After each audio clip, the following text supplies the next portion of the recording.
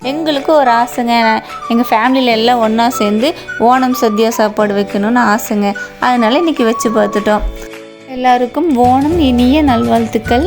இன்றைக்கி என்னெல்லாம் வச்சுருக்கோன்னு பார்த்திங்கன்னா, சாதம், புளிக்குழம்பு, சாம்பார், ரசம், மோர் குழம்பு, அப்பளம், மாங்காய் அச்சாறு, எரிச்சேரி, அவியல், தோரன், கூட்டு, வடை, அடப்பிரதமன், பருப்பு பிரதமன், தயிர், இதெல்லாமே இன்றைக்கி நாங்கள் வச்சுருக்கோங்க.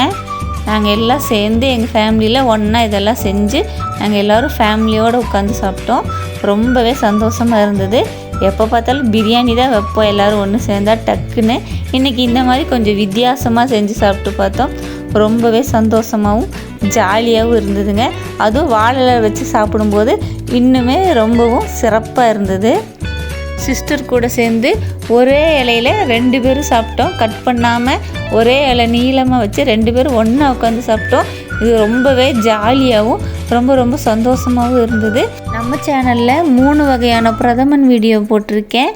பாலடை பிரதமன், சக்க பிரதமன், அப்புறம் பருப்பு பிரதமன். 3 வீடியோவுமே சூப்பராக இருக்கும்.